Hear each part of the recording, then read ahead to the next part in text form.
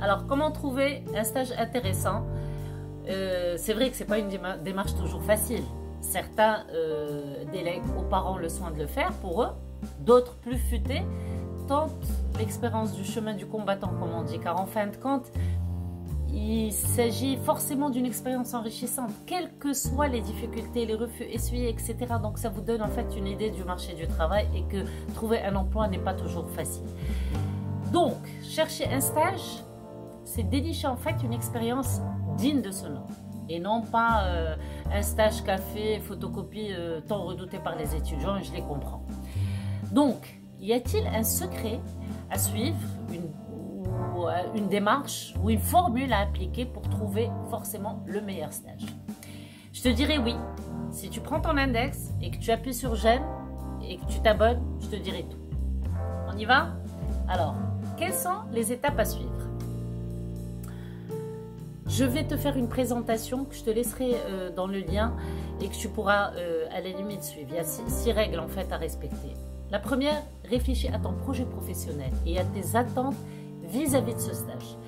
Qu'il soit de 6 jours, 6 semaines ou 6 mois, il n'en reste pas moins une expérience en entreprise destinée à t'apprendre une profession et te permettre d'acquérir des connaissances et des compétences pour ta carrière. Ce n'est pas juste pour valider une unité d'enseignement. Fais très attention. Réfléchis à ton projet professionnel et à l'objectif de ce stage.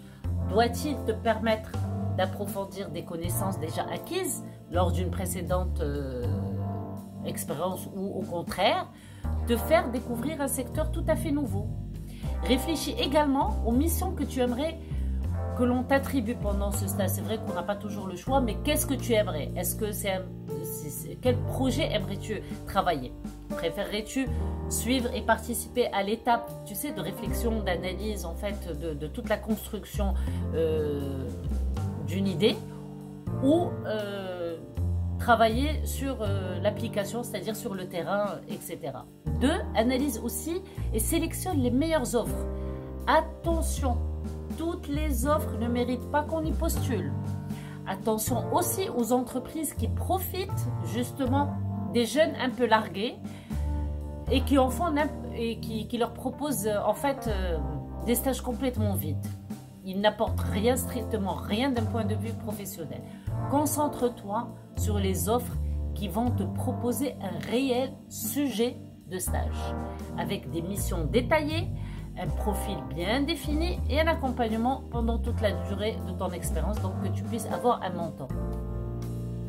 Il faut que tu puisses aussi trouver un stage qui ajoute un plus à ton CV, parce que demain tu es amené à postuler pour un CDI, donc ne t'y prends pas à la dernière minute. Tâche d'avoir de l'avance ou du moins de ne pas tarder à trouver un bon stage. Les meilleures offres, attention, seront les premières à partir. Fais appel à ton réseau, il faut en parler autour de soi. Le réseau n'a jamais été aussi important pour la carrière, surtout pour les étudiants. Nombreuses opportunités de stage se trouvent grâce au réseau. Les entreprises privilégient en fait de partager les offres directement sur leur site interne ou sur Internet, ou alors via les collaborateurs. Consulte aussi ceux disponibles sur forumeduc.com. Ou mieux encore, intègre l'un des réseaux de Forum Educ et fais-toi coopter. Alors, sois organisé. Rappelle-toi, l'organisation est un art. Prépare donc tes candidatures à l'avance, ainsi qu'un suivi de candidature en format, comme tu veux, PDF ou digital. Généralement, aujourd'hui, le digital, c'est ce qui se fait le plus. À chaque fois que tu vois une offre intéressante ou que tu postules à une offre, note-le dans un suivi, dans un carnet, ou alors dans Forum Educ, en fait, tu as ton tableau de bord, et dans Forum Educ, en fait, tu as la possibilité de faire ton suivi. Mais encore faudrait-il que l'annonce que tu veuilles puisse y figurer. Alors, pour tes candidatures, nous te conseillons également de rédiger plusieurs CV à l'avance, qui soient adaptés en fait selon le poste visé par l'entreprise.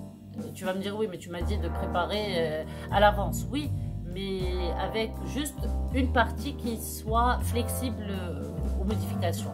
De même pour la lettre de motivation. Prépare ton entretien d'embauche pour un poste en CDI. L'entretien de stage est idem. C'est kiff-kiff. Tu dois vraiment définir quelles sont tes futures tâches et le cadre dans lequel tu vas travailler. Quelles sont exactement tes missions que tu auras à effectuer durant ton stage. Par qui seras-tu encadré? Y aura-t-il des réunions organisées pour le suivi de ton travail, c'est-à-dire voir l'avancée de ton travail et de la préparation de ton PFE? Rappelle-toi, on a parlé du PFE. Donc, prépare-toi en fait à prendre de l'avance. Alors, je te souhaite le bon et le meilleur. Et je te dirai à très bientôt. On va essayer aussi de voir comment rédiger son projet professionnel. Big bisous. À très bientôt.